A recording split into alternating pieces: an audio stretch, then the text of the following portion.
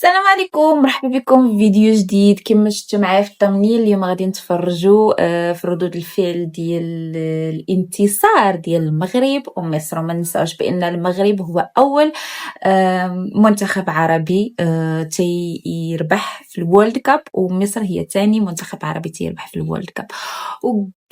جايز ما ننساوش بان المغرب ولا في المرتبه الخامسه في الفيفا، وهذا الشيء راه شي حاجه اللي واو. أول منتخب عربي مسلم هو في المرتبة الخامسة. It's something amazing guys. So غادي نتفرجوا في ردود الفعل ديال على المغرب، وعاد نتفرجوا على ردود الفعل ديال مصر. So let's go. أول فوز للعرب في هذه النسخة، وكمان من المغرب لازم الأرقام القياسية تتصدر. أول فوز لمنتخب عربي، وأيضا الآن تتصدر على من؟ على اسكتلندا، على البرازيل، على هايتي. قلت سابقا بأن المغرب بالنسبة لهم هذه المباراة هي مباراة سجال ليس إلا. استحوذوا، سيطروا، شكلوا خطورة. سيباري للمباراة الثانية على التوالي يسجل. اسماعيل سيباري يكسر جميع الأرقام القياسية اليوم، يصبح ثاني لاعب إفريقي في تاريخ كأس العالم بعد الأسطورة محمد صلاح. يسجل في أول مباراتين في كأس العالم، وأيضا يسجل أسرع هدف في كأس العالم 2026 لحد الآن، وأيضا يسجل أسرع هدف في تاريخ العرب في مشاركاته في كأس العالم، ويسجل أسرع ثاني هدف في تاريخ منتخب إفريقي في كأس العالم. شنو هاي الصدفة الجميلة اللي جاي تحدث مباراة المغرب واسكتلندا؟ من مباراة الثانية تكررت نفس حالة الهدف. أي نعم، إبراهيم دياز يصنع، الصيباري يسجل، وهذا الشيء اللي حدث بمباراتهم الأولى ضد البرازيل. شنو هالتفاهم اللي بين صيباري وإبراهيم دياز؟ جاي يتخاطرون بينهم، يتواصلون بالتخاطر، لأن انسجام مو طبيعي. يعني هذا الهدف بالدقيقة الثانية سجل صيباري أسرع هدف في بطولة مونديال 26. البايرن ميونخ صراحة يعني أنتم فرصة كانت فرصة وأخذتوها وانقضيتوا عليها، إنه تعاقدتوا ويا الصيباري. قطعة نادرة، والمتعة صنعت في المغرب. المغرب بتهزم اسكتلندا 1-0. منتخب المغرب في مباراه صعبه جدا بيحسمها بنتيجه 1-0 وبيوصل للنقطه الرابعه في صداره المجموعه قبل لقاء منتخب البرازيل وهايتي. منتخب المغرب بقياده محمد وهبي مفيش خوف عليه، عايز المغاربه كلهم يطمنوا. منتخب المغرب في صداره المجموعه، منتخب المغرب يتاهل للدور الثاني. منتخب المغرب وجمهور المغرب مستني من اسود الاطلس الكتير. الف مبروك لاسود الاطلس الفوز النهارده على اسكتلندا 1-0، وفي انتظار فوز المغرب على منتخب هايتي. كل التحيه لاسود الاطلس. بتحقق اول فوز للعرب في كاس العالم الحالي طبعا بعد الفوز على اسكتلندا بنتيجه 1-0. بيصبح اول منتخب افريقي في تاريخ كاس العالم يمر ب6 ماتشات على التوالي في دور المجموعات بدون هزيمه. بعد ماتش النهارده بقى التصنيف الخامس عالميا، بيقولوا اكتر حارس في تاريخ افريقيا في تاريخ كاس العالم يحافظ على نظافه شباكه باربع ماتشات. خلاص بقت 4 نقاط بنسبه 90% كده هتصعد للدور الثاني. ممكن كمان احتمال انها تصعد اول مجموعه، رغم ان المجموعه فيها البرازيل. المغرب النهارده خلاص بنسبه 90% زي ما قلت لك هتصعد، ومحدش متفاجئ، محدش مستغرب. خلاص بقى الطبيعي بعد اللي حصل في البطوله اللي فاتت. بالنسبه لي كمان اداء المغرب في البطوله دي احسن كمان في البطوله اللي فاتت. في البطوله دي مع المدرب طبعا محمد وهبي. المغرب ما شاء الله عليهم النهارده كمان كسروا كده رقم بقى خامس عالميا، وصعدوا شويه يعني في ترتيباتهم بعد ماتش النهارده. ديما مغرب يا فوز صعب ومستحق للمغرب ضد اسكتلندا بهدف واحد في الدقيقه 2 لحد الان. يلا صفر يا حطب. شنو حطب؟ انت تدري اللي نازل ولا شنو؟ خلاص 6 دقائق انتهت. 6 دقائق ما انتهت. الحكم ده شفنا يدري اللي نازل هذيك هاي برا. خلاص انتهت. صفر يا حطب. صفر خلاص انتهت ان شاء الله. اول انتهت صفر يا حطب. خلاص اول فريق افريقي ان شاء الله الى الدور القادم يا ديما مغرب يا خلاص انتهت. الف مبروك على الشعب المغربي، والف مبروك لقاره افريقيا. فوز صعب ومستحق للمغرب ضد اسكتلندا صراحه. ممكن ربما تكون اقوى من مباراه البرازيل ذاته، مباراه قتاليه موت اي حاجه اي شيء. بجد فوز مستحق للمغرب، والف مبروك للشعب المغربي، والف مبروك لقاره افريقيا. وزي ما قلت لكم ديما مغرب يا المنتخب الافريقي دائما بمتعنا وما بغزلنا يا اخي. كده حاليا عنده 4 نقاط، وان شاء الله فوز على هايتي باذن الله، ودائما نتاهل كمان اول المجموعه، ما تعني المجموعه نهائي. الف مبروك يا للشعب المغربي مره اخرى، والف مبروك لقاره افريقيا. لكن بجد مباراه ممتعه دي. المغرب قدم اداء جميل، ممكن ربما مباراه اقوى من مباراه البرازيل ذاته. المنتخب الاسكتلندي ذاته ما كان ساهل. ما تحياتي لكم. اول فوز للعرب في نهائيات كاس العالم في امريكا. مبروك للمغرب، لاسود الاطلس، مبروك للعرب، وعقبال ان شاء الله رب العالمين الاردن والعراق وتونس والجزائر، وباذن الله مصر ومين كمان وقطر باذن الله. الله يحفظكم مغاربه الحلوين. يا دياس لو سمحت يا اخي مرات تفكر في الفريق بدل ما تفكر في نفسك. اول شيء مبروك، خلينا نحط هذا على جنب. المباراه الشوط الاول المفروض 2-0 على هالفرص، هذا بدون اي شك، ولكن يعني يوم توصل اخر شيء الفرصه قبل ما المدرب يبدل دياس تقدر تلعبها بس وتريح الفريق وتبدل الفريق. المفروض في هالاحيان تشوفون مرات نضج اللاعب على قد ما هو لعيب وعجيب ويقدر يغير المباراه كامله، ولكن هالفرص لو ما تستغلها عشان في كاس العالم ما بتحصل من هالفرص. هدي خلاص بتخلصون المباراه، هالضغط اللي اخر 20 دقيقه كله بيروح، واسكتلندا انتوا تعطونهم ثقه وبيرجعون. فمرات هل اللي القهر عليه حرام. فكر بيعك احسن يلعب بس خلاص خلص المباراه. لا يبغى هو يطلع. وذكرني في البطوله افريقيا في النهايه وحاول يسوي البلنتي الجب بدل ما يخلص المباراه. يا اخي بدل ما تفكر في الترند والسوشيال ميديا وكل شيء يا حبيب قلبي فكر في الفريق. وهني نقطه التحول لدياس، او بيغير هالشيء وبيستوي من افضل اللعيبه عندنا العرب، او بيتم على هالمستوى. بس هذا هو الليفل اب. فمبروكين، كنتوا تستاهلون مباراه صعبه وصعبتوها على نفسكم. واتمنى كالعاده ما قدرت اشوف كل المباريات. الناس قالوا لي محمد حللت مباريات ثانيه ما قدرت اشوف كلهم. الفريقين اللي اشوفهم يقدرون يوصلون بعيد يعني على رياس اشوفه المغرب ومصر. الله يوفقكم وبنتابع قد ما نقدر وشكرا. انت تعرف ان منتخب المغرب لو كان عنده شويه توفيق شويه كان كسب منتخب اسكتلندا النهارده 4-0 مثلا. طب انت تعرف ان هدف اسماعيل صابري ده اسرع هدف في المغرب في كاس العالم، واسرع هدف جه نسخه في كاس العالم، واسرع هدف للعرب عامه. طب انت تعرف ان احنا ما كناش عارفين ياسين بونو كان لابس النهارده لغايه الدقيقه 40. منتخب اسكتلندا مش بس ما كانش عارف يلعب بفرصه، هو ما كانش عارف يعدي نص الملعب. احنا ما كناش عارفين ياسين بونو لابس ايه. منتخب المغرب اخيرا بيفك النحس بتاع العرب في النسخه دي وبيحقق اول فوز. اداء المغرب في كاس العالم النسخه دي 100%. نجمه الاول هو محمد وهبي المدرب. انا عايزك كان ازاي تجيب مدرب من كام شهر قبل كاس العالم، مدرب مش متعود على اللعيبه وما عملش كذا معسكر ويحط توليفه ثابته للتشكيله في اول ماتشين ويلعب بالاداء ده. فكل ده يرجع للمدرب ده. زي كمان الكيمستري ما بين اسماعيل صابري وابراهيم دياز، هدفين بتوع المغرب هم اللي مساهمين فيهم. ده غير طبعا الاداء الرجولي برو ماكس بتاع نايل العناوي. لقطه بتبين لك بص التيشيرت بتاعه كان عامل ازاي في الملعب. نايل العناوي شافوا النهارده كميه هجمات مرتده اتعملت المغرب بسبب قطع الكرات مش طبيعيه، فما شاء الله يعني لعيب كبير جدا. كمان المدرب عامل حاجه فايده جدا منتخب المغرب في الملعب، هو تمركز اشرف حكيمي. انت اشرف حكيمي مره تشوفه باك رايت، مره تشوفه جناح يمين، مره تشوفه صانع لعب، مره تشوفه سترايكر، ما تفهمش مركزه عامل ازاي، وده خادم الفريق. والنقطه دي طبعا ترجع للمدرب. مبروك لجماهير المغرب والمنتخب، انتوا بنسبه كبيره هتتاهلوا خلاص، وان شاء الله تتاهلوا اول مجموعه، وليكوا حق ان انتوا تفتخروا بالمنتخب ده وتحطوا رجل على رجل ان انتوا تستحقوا المكانه دي. منتخب المغرب عايز بيحقق اول فوز عربي في المونديال، وبصراحه هو حقق المنتظر، ولكن السيناريو نفسه كان صعب شويه. فكره انت تجيب هدف صاروخي زي ده في الدقيقه الاولى، اسرع هدف في تاريخ عرب في كاس العالم، ده غير انه اسرع هدف في كاس العالم الحالي الى الان، طريق الهداف صبيري ابن بايرن ميونخ خلاص. يعني هو سمع بايرن ميونخ من هنا وتمت الصفقه من هنا، وسيبار انفجر من هنا عزيزي. هدفين باسيستين من ابراهيم دياز، مفيش اي حاجه وهبي بيعملها غلط في المباراه عزيزي الا حاجه واحده. انا الى الان اعذروني ممكن تكون عاطفه شويه، بس انا بحب الكعب يا جماعه. وفكره ان انا ما اشوفش مباراتين في المونديال دي بالنسبه لي غريبه جدا. هل في تاتش حصل بين الكعبي وبين وهبي؟ طيب بس فكره انه ما ياخدش ولا دقيقه المهاجم الاساسي اللي كان في افريقيا لما كان بيجيب اهداف خياليه في افريقيا ما ينزلش ولا دقيقه الى الان في المونديال دي بالنسبه لي غريبه. هل هو مصاب؟ طيب مش عارف الصراحه. في حاجه ثانيه لاحظتها في منتخب المغرب المباراه الثانيه على التوالي، وهي انه يا عزيزي في مشكله بدنيه وفي مشكله في البدلاء. بمعنى المشكله البدنيه واضحه جدا جدا زي الشمس. المباراه الثانيه على التوالي منتخب المغرب بيجي بعد الدقيقه 60 اللعيبه كلها بتبتدي تدوخ. يعني الفكره ان وهبي ما بيغيرش غير في اخر 10 دقائق تقريبا، دي قدام المنتخبات الكبيره تبقى ازمه كبيره جدا. انت عارف المنتخبات الكبيره تفاصيل صغيره بتخلص في المباراه يعني. الحاجه الثانيه هي ان البدلاء مش نفس الاساسيين يا جماعه كجوده صراحه الى الان اللي شفناه. يعني المباراه الثانيه على التوالي الجيم بيقلب على المنتخب المغربي في الشوط الثاني، لكن دي حاجه تتحل مع الوقت ان شاء الله. انا صراحه اكتر حاجه عجبتني في المباراه كلها هي اللحظه دي من بونو، لان اللحظه دي انا كان عندي احساس قوي ان اسكتلندا تسجل التعادل بالشراسه اللي كنا قلبنا في الشوط الثاني، بس هو عارف ازاي بالطريقه الافريقيه عزيزي يمتص حماس الاخرين اللي هو المنافس اسكتلندا. الحمد لله عدت على خير، انت تستاهل كل خير، تبتدي المباراه بشكل مرعب اول نص ساعه بالذات، لكن لازم تشوف حل مع الشوط الثاني لان المواضيع هتبقى مختلفه تماما في الادوار القادمه. كلام كتير عن الاحصائيات في النقطه الجايه عزيزي. مبروك لاهل المغرب بالفوز الاول في المونديال نسبه 99% المنتخب الاهلي خلاص. منتخب المغرب يا اخوان بشكل رسمي حقق اول انتصار عربي في مونديال 26 وانتصر على منتخب اسكتلندا بنتيجه هدف مقابل لا شيء. انا اي هدف، انا اي هدف يا صيباري ما شاء الله عليك. ايباري وقع مع البايرن يا اخوان، يعني شاتها من زاويه وصلها هنا ما شاء الله تبارك الله. هنا صنع من ابراهيم دياز. عارفين المغرب كانوا الافضل، كانوا الاحسن، كانوا المسيطرين، كان المغرب اللي هم مرشحين منتخب مرشح. كان في رعونه من لاعبين المغرب في الشوط الثاني في التعامل مع الهجمات، كان ممكن انه يضيع الانتصار في هذه المباراه، لكن بالمجمل تقريبا منتخب اسكتلندا ولا تسديد على المغرب. فولو لايك مصر الثالث لا ما بيحصلوش والثاني ما بيحصلوش. احبكم وربنا احبكم يا جدعان. الحمد لله يا رب شكرا لك يا رب شكرا لك. 32 مصر تصدق تعمل جيجا. مصر فرحنا اقسم بالله مش قادر اصدق يا رجل، اقسم بالله والنبي احبكم يا جدعان. مبروك يا ابطال تاهل، ومبروك صداره المجموعه، ومبروك يا مصري. هذا منتخب فخر، انت فخر اليوم، انت رفعت راسك كلها تكبر. ويا مصر الكل بيفرح لك لانه الكل بيحب مصر والكل عارف قد الشعب المصري طيب، واقسم بالله تستاهلوا هاي الفرحه.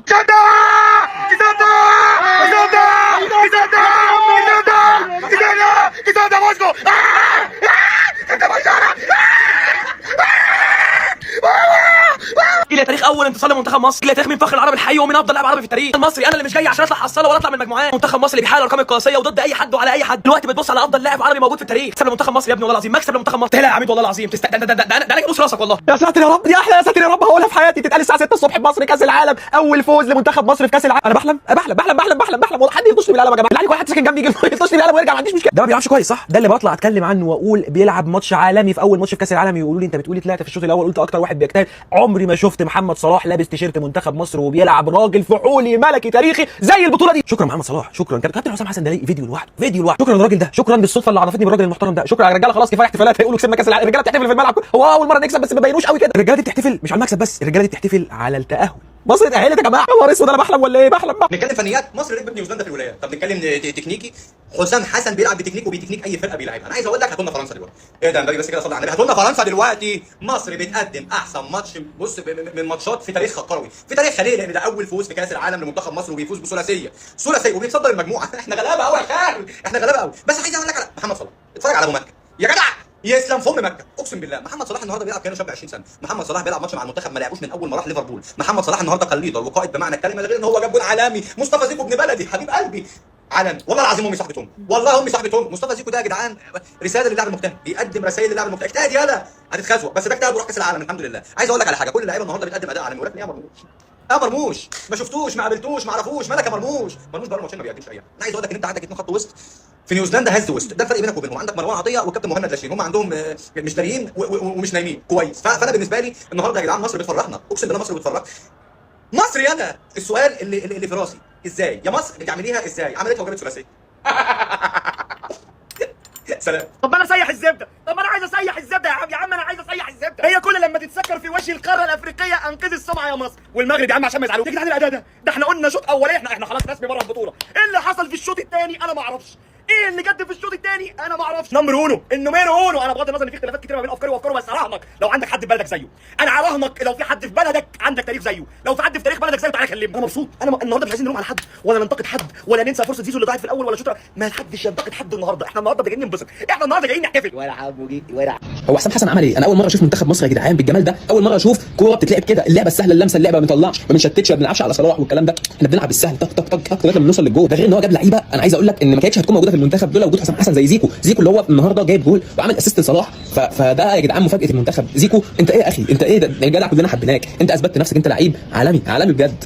ريمونتادا تاريخيه لمنتخب مصر. منتخب مصر قدر يفوز على منتخب نيوزيلندا 3-1. منتخب مصر لعب الشوط الاول بس، كابتن حسام عدل اماكن اللعيبه قدر يفوز ب3 اهداف، وبكده منتخب مصر يبقى اول فوز ليه في تاريخه في كاس العالم على نيوزيلندا 3-1. والله يا جدعان رجاله، والله نصدق ان احنا بنلعب كوره، هنلعب كوره وهنعمل كل اللي احنا عايزينه وهنشتغل على اي فرقه موجوده مهما كان اسمها. اقسم بالله يا جدعان احنا عندنا كوره، بس الشوط الاول نعتبره خلاص شوط من النسيان. منتخب مصر ما لعبش غير شوط واحد بس، هو الشوط الثاني بس، وقدر يفوز ب3 اهداف، 3 اجوان احلى من بعض. منتخب مصر بين شخصيته للفرق في كاس العالم. بصراحه مصطفى شوبير رجل المباراه بالنسبه لي في منتخب مصر النهارده. مصطفى شوبير شال كام كوره اقسم بالله هي اجوان رسمي. سبحان الله يا ابني، هي مكتوبه لك تبقى انت حارس مرمى مصر الاول في كاس العالم، وربنا يكرمك ويوفقك بالكور اللي كانت بتيجي عليك ديت. مصر 3 على نيوزيلندا وصداره. مبروك التاهل، مبروك الانتصار الاول لمصر. رجال والله رجال، وصداره للمجموعه. والله مرجله، والله رجال تريزيجيه، رجال ثم رجال. اقسم بالله مرجله وصداره بجداره. 3-1 على نيوزيلندا. كافو يا الشعب المصري ومبروك منها للاعلى يا رب.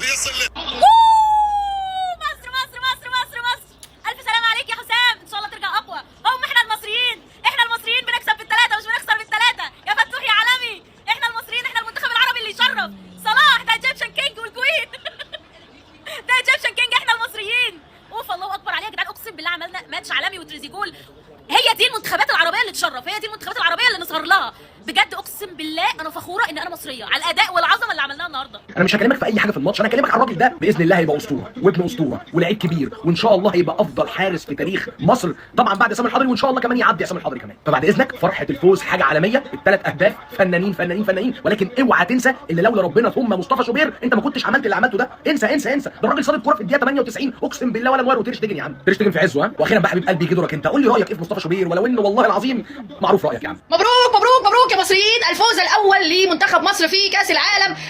فرحه جميله ولقطه جميله لكابتن حسام ابراهيم ورفع علم مصر في قلب الملعب، ونفتخر ان احنا مصريين. مبروك اداء، طبعا كلنا شفنا كان اداء الشوط الاول كان اداء مش قد كده ومش كويس، بس الشوط الثاني الناس نزلت والرجاله استجدت وعملت اللي عليها وفعلا جابوا الاول. في الثاني في الثالث ارهقت نيوزيلندا خالص، والدفاع عندهم بعد كانوا مقفلين تقفيل صعب. مبروك تصدر المجموعه في كاس العالم، مبروك الفوز الاول في كاس العالم في تاريخ منتخب مصر، مبروك لمحمد صلاح اصبح الهداف التاريخي في لمنتخب مصر في كاس العالم، وان شاء الله الصعود اول المجموعه في كاس العالم. مبروك يا مصريين.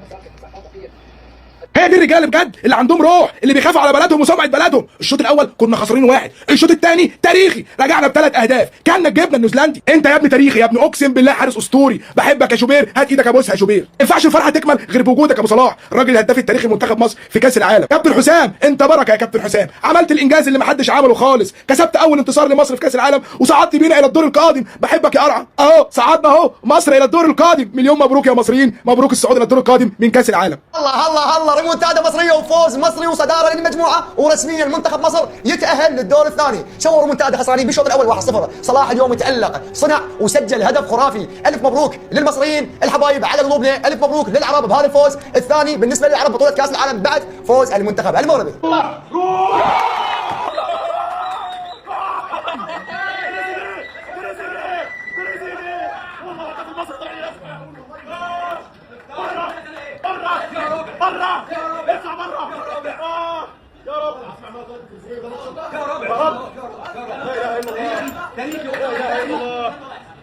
يا حكم صفر، يا حكم صفر، يا حكم صفر، يا حكم صفر، يا حكم صفر، يا حكم ما تخلص يا حكم، خلصنا يا حكم، صفر يا حكم صفر، يلا طب صفر يا حكم، صفر يا حكم، صفر يا ابويا، صفر يا سيدي، صفر الحكم، صفر الحكم. الفوز الاول في كاس العالم، الفوز الاول في كاس العالم. يا ساتر يا ساتر، يا حسبي الله ونعم الوكيل. الله مصطفى، حسبي الله ونعم الوكيل. اخيرا يا راجل، اخيرا ما حدش هيعاير ميتين ابونا باننا بنكسب منطقه كاس العالم. اخيرا يا راجل، اخيرا. اللهم لك الحمد، اللهم لك الحمد. يا عم العالم تريزيجيه دي ماتشاته ونصيبه وحظه. الحمد لله الماتش بتاعنا الحمد لله 3-1 لمنتخب مصر، والهدف الثالث لمنتخب مصر عن طريق تريزيجيه. الحمد لله الماتش انتهى خلاص يا جماعه، الحمد لله كده. عندنا 4 بونت، عندنا مباراه مع ايران، الموضوع برده مش سهل ناخد كل ماتش بماتشه، ولكن يبقى عندنا نفس الدوافع دي. الحمد لله الهدف الثالث لتريزيجيه، وان شاء الله اللي جاي احسن لمنتخب مصر باذن الله. مصر انتوا شو عم تعملوا في الشوط الثاني؟ شو عم تعملوا يا مصر؟ قلبتوها دي منتدى انتوا من 1-0 للشوط الثاني، انتوا 3-1 هلا. الشوط الثاني من بدايته فايتين يا قاتل يا مقتول يا ام الدنيا فراعنه. لك يا مصر انت عم تعمليها ازاي يا مصر؟ مو طبيعي لك تاريخي هلا هن متصدرين مجموعتهم. مين كان بيتوقع؟ بلجيكا في اخر المجموعه، ومصر ام الدنيا هلا في المركز الاول. للتاريخ يا مصر، للتاريخ. والله مو طبيعي، اداء وشخصيه في الشوط الثاني انتم ما كنتوا طبيعيين والله. اداء وشخصيه تدافع لكم القبعه، يعني كل شيء ضاغطين، اداء، لعب، دفاع، هجوم، كل شيء عم تأدوا انتم. فمبروك هلا انتم ومتصدرين مجموعتكم وخاو. فمن شان هيك انتم اذا بعدكم مو متابعيني كمان تابعوني. اخوان فريق الشحاتين غيدخل لموسوعه جينيس ديال الارقام القياسيه. قلت لكم البارح، قلت لكم راه غيربحوا صافي، ربحوا اخوان. حيدوا ديك العقده ديال ما عمرهم ما ربحوا شي مباراه في كاس العالم. حيدوا العقده صافي. هذا هو جهدهم اخوتي في هذا الشيء، في الفيلم كامل، في الهيلمانيه سالا فيلم. غيلعبوا الاخوان فريق الشحاتين مع ايران، غيتشاموا. هذيك المباراه نضمنها لكم غيكون طيح اكثر من ما يضمن ما كيرجع للور. ثقوا بيا في هذيك الماتش، ولكن تاهلوا هما تاهلوا. يدوزوا 30 يدوزوا 80 يقدروا يدوزوا الاولين، حيت بلجيكا مساليه، بلجيكا مساليه ما عندها والو. لهذا الاخوان فريق الشحاتين غيتلاقى مع شي فرقه غتقادو سالينا الدور الثاني، ماشي الدور 32، دور 16. هذا يبدا ديك الساعه ديماري طياره ورجع في حالاتك. تحياتي لكم الاخوان. لما قلت لكم يا جماعه ان مصر راح تكون هي الحصان الاسود في المونديال، ترى ما قلتها من فراغ، انا حرفيا اعي ما اقول. والله هذا مدرب كبير يا جماعه، والله حسام حسن مدرب كبير. لما تشوف المنتخب المصري يختلف تماما 360 درجه في الشوط الثاني ويقلب المباراه، هذا يدل ان في مدرب كبير جدا موجود على خط التماس اللي هو حسام حسن. يا جماعه مصر يلعبون بضغط كبير جدا في كل مونديال. ليش؟ لان هو اول منتخب عربي يشارك في كاس العالم في عام 1934. من ذيك السنه الى يومنا هذا ما عندهم اي فوز في تاريخهم في كاس العالم. ضغط مهول جدا. هذا الضغط اليوم انشال تماما. هذا الضغط راح يريح المنتخب المصري اجيال قادمه. وبرضه مو صدفه ان الجيل التاريخي لمصر في 2006 ما حققوا اي فوز، لكن مع محمد صلاح جابوا اول فوز في كاس العالم. رقم من الارقام اللي تثبت ان محمد صلاح هو اعظم لاعب مصري في التاريخ، خصوصا انه ساهم في المباراه اليوم، ما كان يعني ما بدون تاثير، لا سجل وصنع. انا قلت لكم يا جماعه من قبل مصر راح تكون هي الحصان الاسود في المونديال، وراح توصل لادوار في تاريخها ما وصلت. كلامي قاعد يتحقق. يا حبيبتي يا مصر، يا حبيبتي يا مصر، كسبنا يا جدعان، كسبنا. مصر تصنع التاريخ بالانتصار الاول في كاس العالم. ابوس دماغك يا عم، اسطوره يا عالمي، يا احسن من درب في الدنيا. وديولا تلميذ قدامك يا كابتن حسام حسن. يا مصري بتعمليها ازاي بقى؟ بتعمليها ازاي؟ صوتي راح. افرحوا يا مصريين عشان احنا للعالميه رايحين. مبروك. نيوزيلندا مين والناس نايمين، مصر صحة الحال مين. انتصار للتاريخ، اول انتصار للمنتخب المصري في تاريخ كاس العالم بطريقه ولا احلى ولا اروع، بريمونتادا عالميه من 1-0 لنيوزيلندا ل 3-1. زيكو، صلاح، تريزيجيه. نار يا حبيبي، نار نار يا حبيبي، نار. الف الف الف مبروك للجمهور المصري والجمهور العربي. هذا الانتصار وهذا الاداء الكبير من مصر، الفخر. حارس ده اعجازي ما شاء الله تبارك الله، ومصر محظوظه فيه. ولا مبروك لمصر انتصارها، وخلي مصر على جنب وصلاح واي احد. شوبير، مصطفى شوبير، هذا عصام الحضري الجديد. هذا عصام، هذا انه يكون افضل حارس في افريقيا مساله وقت. هذا بعد ما ينتهي كاس العالم لا اشوفه في الدوري المصري. هذا يستحق الاحتراف وبسهوله. وانا ادري ان هذا ابوه يعني اسطوره في مصر، لكن يا اخوان ابغى اعرف من اكتشف الحارس. انا ابغى اعرف من اللي اعطاه الفرصه، لان عنده عين خارقه ما شاء الله تبارك الله. والله مو تقبيل له، لكن انه يتجاوز بونو وعصام الحضري انا اشوف انها مساله وقت، في حال انه حافظ على نفسه. فكامل التوفيق لمصطفى شوبير. اتمنى انه ما يضيع مسيرته في الدوري المصري او اي دوري عربي، لانه اعلى من ذي الدوريات كثير الصراحه. كنت ناوي تشتري تيشيرت تاريخي فمتجر كلاسيك، وفر اي تيشيرت في بالك، رابط في البايو مع كود الخصم.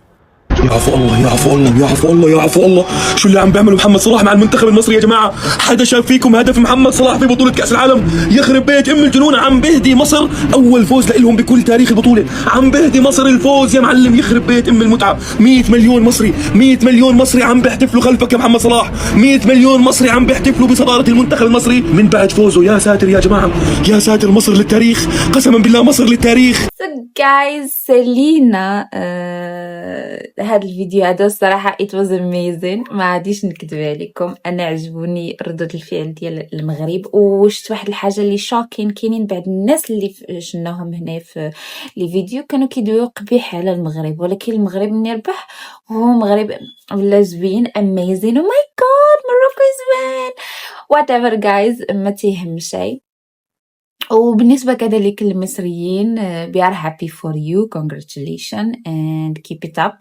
وصراحة الماتش كان زوين بزاف، والجول كي ديالهم هو اللي يعني خدا he was strong، ما خلاش شي جول يدوز easily، يعني كان لاعب مزيان. وصلاح وكذلك كان لاعب مزيان. guys far from the problem، يعني مصر والمغرب كان عندهم مشكل في افريكا كاب هذا.